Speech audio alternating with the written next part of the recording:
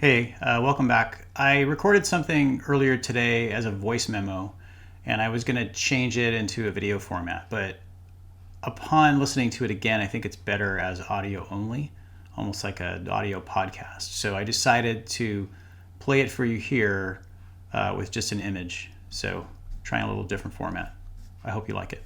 Thanks. All right, today I want to talk a little bit about being a dungeon master and what I've learned throughout my 40 plus years of playing Dungeons and Dragons and primarily being a dungeon master. The first thing that most people think about is, well, it's hard to be a dungeon master. And what they mean by that is typically time-based. It takes a lot of time to prepare. It takes a lot of time to create a compelling storyline and a campaign world. It's difficult to create something new and exciting for the players every week, or how often you play. Maybe it's once a week, which is typical, or maybe rarely twice a week, or once every other week. And yes, it's not trivial to think about how long it can take you to build something cohesive and build something interesting and intriguing for the player characters.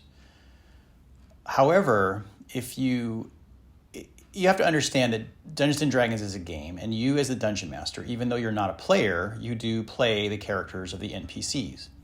So if you enjoy role-playing, if you enjoy ad-libbing and acting, then being a DM is actually a great way to practice and express that part of yourself. Secondarily, again, Dungeons and Dragons being a game, everyone should be having fun, and by everyone, that includes you, the dungeon master. So don't forget that. Think of it more as you're yourself exploring your game world as your players explore it. And they will actually, you can look to them because they will actually do things that are very unexpected. And yes, you'll have to think on the fly.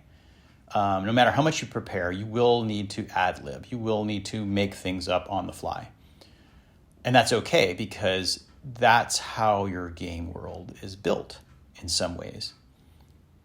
So as long as you are having fun and you know the basics of the rules, you're gonna create a strong campaign, and that will take practice.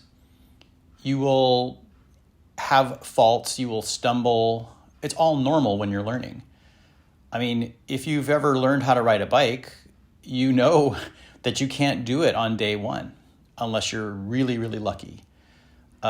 It takes time to train your body and your mind to work together to balance a bike.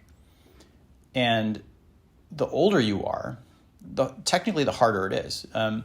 As we grow older, our mind changes, right? So as a child, your brain is very malleable. Between the ages of something like 2 to 5, your brain is learning and transforming itself in ways that are unimaginable to what an adult can experience.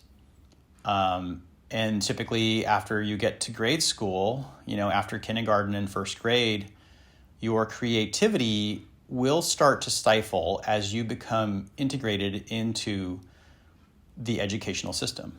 And the educational system is, I know I'm going on a tangent here, but I do have a reason for it.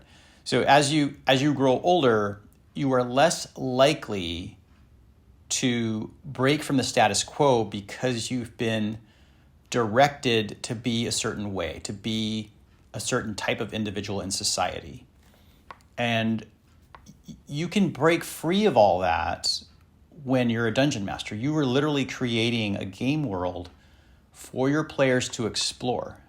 So when you are there to game, be as loose as possible. Loosen up. Don't think so rigidly about rules, because we already follow tons of rules in the physical world. So Dungeons and Dragons is about your imagination. It's about having fun. It's about exploring new ideas and being curious and creating storylines that you want to experience. It's going to make your life as a dungeon master a lot simpler if you approach it with a calm mind and a direction of fun, coming from a direction of fun. So that is my number one tip for you. If you are playing Dungeons and Dragons for fun and you're not having fun, then you're doing it wrong. And you will know that, and you will be able to fix it. And the way to fix it is do the opposite of what you're doing, right? So if you are the type of dungeon master who's a real stickler for the rule, and a character wants to do something and you won't let them do it, you say no, that immediately breaks a flow. Now, I'm not saying you should let them do whatever they want, because then that wouldn't be fun for anybody. You need to keep it realistic within the bounds of the game, but feel free to explore new ways for them to explore the game world. And I think that will create an atmosphere and an environment where you will continue to nurture over time, and it will become very natural for you and your players. Well, there you have it. It was a little slightly different format than what I normally do, but if you liked it, please leave a comment. Also, please subscribe to the channel, hit the bell icon so you don't miss anything. And don't forget, I do have a goal to hit 100 subscribers on my YouTube channel, and when I do, I'm going to be giving away a original Advanced Dungeons & Dragons module.